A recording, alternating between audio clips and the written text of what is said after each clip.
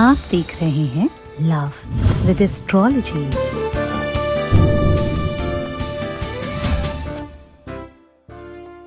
आज मैं कह रहा हूं कि शादी के पहले और शादी के बाद की किसी भी प्रकार की कोई भी समस्या का समाधान सीधा किया जा सकता है। ये काम आपके अपने स्वयं के करने से हो जाएगा। ये काम आप स्वयं निर्माण कर सकते हो। इसके लिए कुछ बहुत अत्याधिक आवश्यकता नहीं। मैं कह रहा हूं कि ये काम बहुत छोटी तरीके से हो सकता है। आज के उपाय में आपको चाहिए एक व्हाइट पेपर, थोड़ी सी हल्दी और एक पेन। बस आपको ये ध्यान रखने की आवश्यकता है कि ये जो पेन है इसकी स्याही आप निर्माण करेंगे। ये पेन थोड़ा सा यहाँ पर ट्रिक करने की आवश्यकता है कि ये जो पेन है ये नॉर्मल मार्केट से मत लाइएगा। ये पेन आज आपको बनाने की आवश्यकता है। इस पेन को बनाने के लिए आप कलम इस्तेमाल कर सकते हैं नीम की, आप कर सकते हैं अनार की, आप कर सकते हैं पीपर, बलगद, बाकर इत्यादि। जरा देखिए पूरा का पूरा विश्लेषण।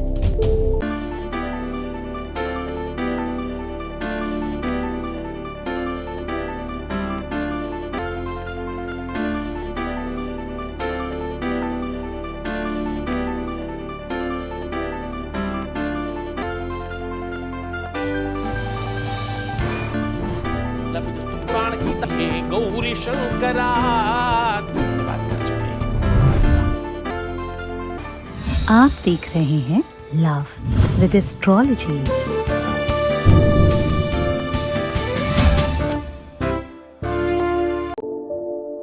नमस्कार, मैं हूं आचार्य सतीश अवस्थी और आपका बहुत स्वागत करता हूं लव विद एस्ट्रोलॉजी में।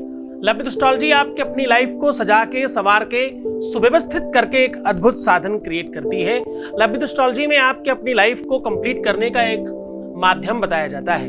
आज हम कह रहे हैं कि आपकी अपनी लव लाइफ में, आपके रिलेशनशिप में या पारिवारिक लाइफ में, देखो ये थोड़ा हास्यप्रद है लेकिन समझने की आवश्यकता है।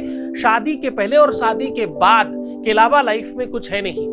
इस बात को थोड़ा गंभीरता से, थोड़ा धैर्यता से समझने की आवश्यकता है कि ये ही एक लाइफ है जिसमें आपको अपनी आवश्यकता होती है, आपकी निजता की, आपकी स्वयमेवता की और आपके अस्तित्व की आवश्यकता होती है। यहाँ पर आपका माइंड, आपकी बुद्धि, आपका विवेक, आपका चरित्र, आपका ज्ञान, ध्यान, सत्कर्म सारा कुछ काम आता है तो यहीं पर आता है। क्योंकि शास्त्र कहता है कि अर्थागमो नित्य मरो गीता च प्रिया च भार्या प्रियवादिनी च वशस्य पुत्रोर्थकरी च विद्या सदजीव लोकस्य सुखानि राजन। राजन, ये जो 6 प्रकार के सुख होते हैं इनमें से सबसे महत्वपूर्ण जो सुख है उसका प्रारंभ जो होता है वो विवाह से होता है। एक व्यक्ति को अपने जीवन में 3 बार सबसे ज्यादा सुख मिलता है। एक बार तब जब स्वयं का विवाह होता है, दूसरा तब जब आपको बच्चा होता है, तीसरा तब जब उस बच्चे का विवाह होता है और चौथा आखिरी सबसे बड़ा सुख जब उस बच्चे को बच्चा होता है।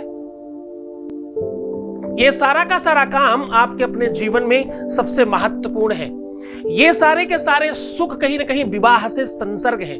बिना विवाह के कुछ संभव नहीं है। पूरी की पूरा जो प्रकृति है, पूरा का पूरा जो संप्रदाय है, पूरा का पूरा जो विश्व है वो विवाह पर आकर टिकता है। विवाह होने के बाद ही प्रकृति चलती है। यानी कि अगर आप वास्तविक प्रकृति को समझने की कोशिश करें तो ये सारा का सारा काम वैवाहिक संसर्गता को दर्शाता है। एक कृषक, एक किसान जब खेती करता है, हल चलाता है, बीज बोता है तो फसल होती है, यानी बच्चे होते हैं। फसल मतलब आगामी जो आने वाली पीढ़ी है उसका निर्माण करना, 1 से 2 और 2 से 3 होना, प्रकृति के कार्य में सहयोग देना, यानी वैवाहिक कार्य कंप्लीट करना। ये सारी की सारी व्यवस्थाएं आपके अपने जीवन में आप रचते हो, आप क्रिएट करते हो। और अगर इसमें बाधा है, अगर इसमें संकट है, अगर इसमें मुसीबत है, अगर इस बात में किसी भी प्रकार की कोई समस्या है तो क्या कर सकते हैं? आज मैं कह रहा हूं कि सादे कागज पर इस कलम से एक ये अक्षर लिख देने मात्र से वैवाहिक जीवन में शुभता बढ़ जाती है। विवाह टूट रहा हो तो बनने लगता है, विवाह में किसी भी प्रकार की समस्या आ रही हो तो ठीक हो जाती है। विवाह के पहले, विवाह के बाद, विवाह के पूर्व या विवाह के मध्य में या तुम किसी से विवाह करने चाहते हो, विवाह करना चाहते हो, तो भी इन सारी की सारी मंशाओं में बल देने का काम करती है ये विधि, ये परंपरा।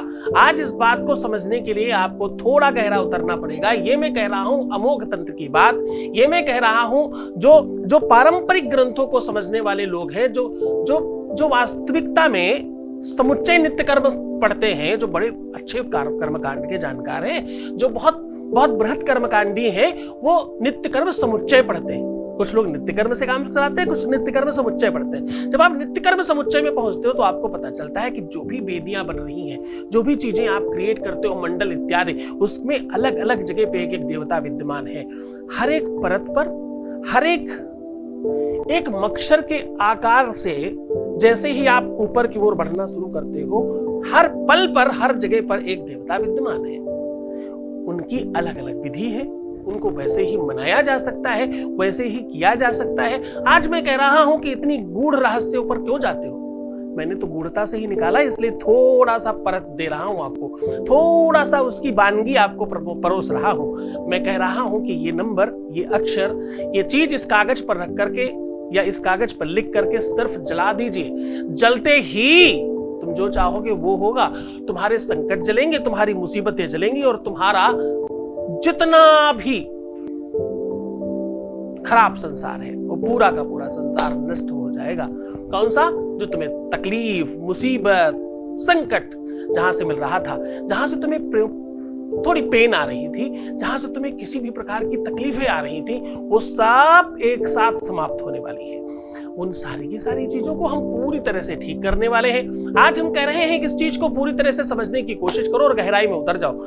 हाँ, बड़ा ध्यान रखना, आपका कार्मिक अकाउंट बहुत बेहतर होना चाहिए। गुरु के प्रति श्रद्धा और विश्वास बहुत स्पेशल होना चाहिए।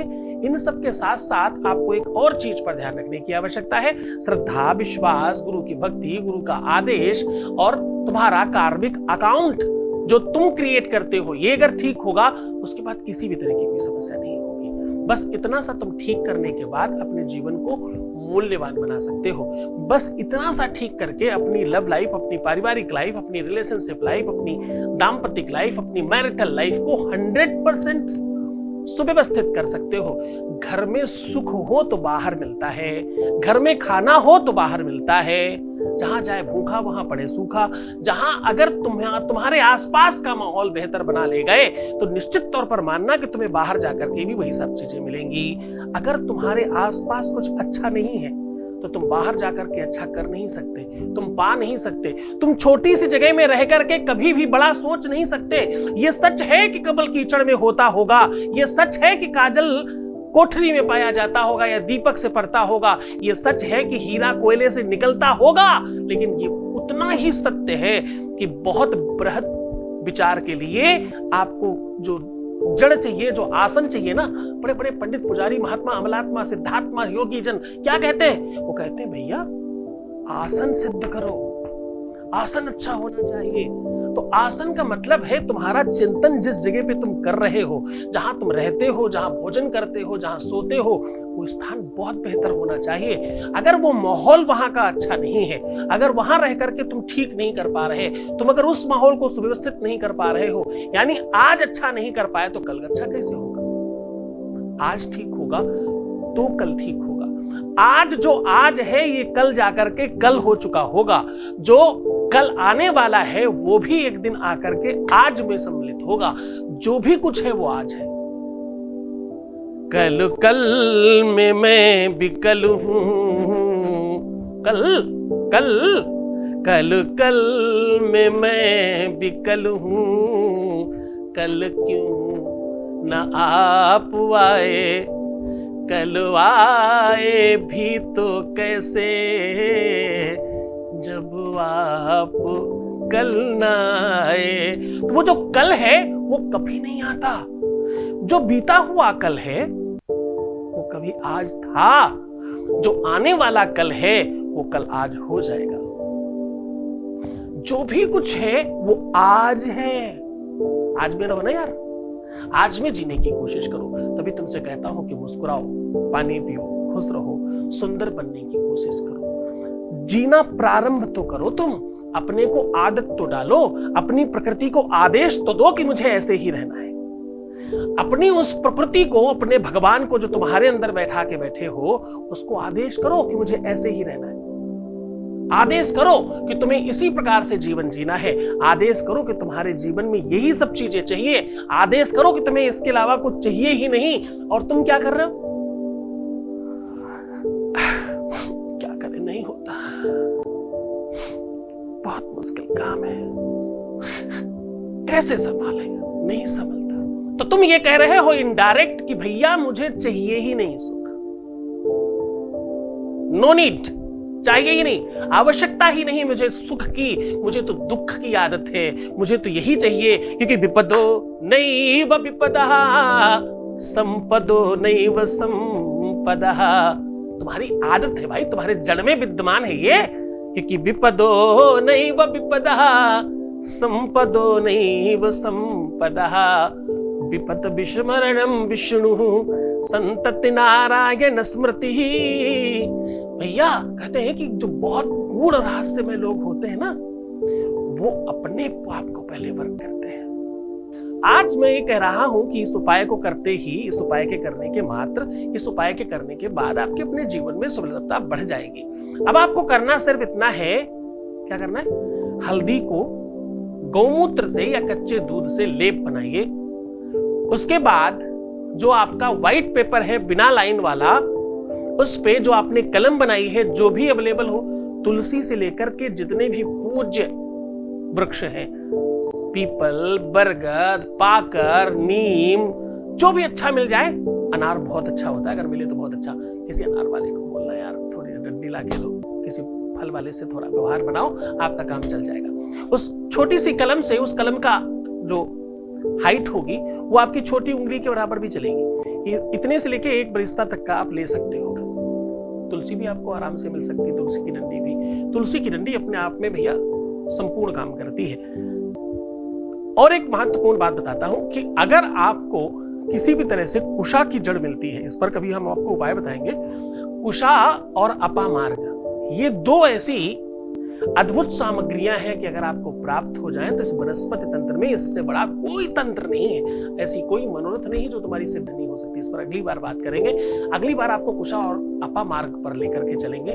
ये औषधियां ऑनलाइन अवेलेबल है, तब तक तुम ढूंढ के रखो, हम उपाय अगली बार बताएंगे। इस बार का उपाय है, आप ये लेप बना करके उस व्हाइट कागज के ऊपर आपको लिखना है धुर्जटम धुर्जटम स्वाहा। ये वर्क, ये जो आप लिखते हो, इससे तुम्हारे अपने ग्रह नक्षत्र, ये तुम्हारे अपने कार्य प्रणाली की व्यवस्थाओं को ठीक करने का बल प्रदान होगा। ध्यान समझना, केवल इस एक छोटे से मंत्र को लोगों ने भगवान शिव को अपने घर खींच के बुला लिया। इस छोटे से मंत्र से लोगों ने अपनी भाग्य, प्रारब्ध, त्रिशंकु जैसा व्यक्ति अपने आप को भगवान के घर सीधा सशरीर ले जाने की क्षमता प्राप्त कर ले गया।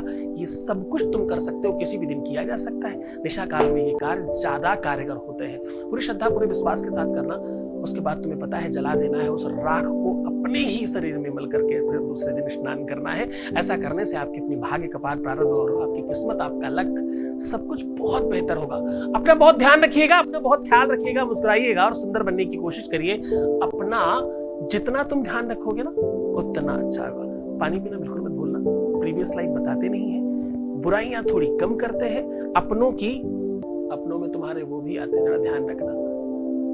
बुराइयां कम करते हैं, खुश रहने की कोशिश करते हैं। बहुत ध्यान रखिएगा। भगवान शिव तुम्हें प्रसन्न करे, आनंदित करे, सुव्यवस्थित करे और तुम्हारी लाइफ को खूब अच्छा बनाए। ओम नमः शिवाय।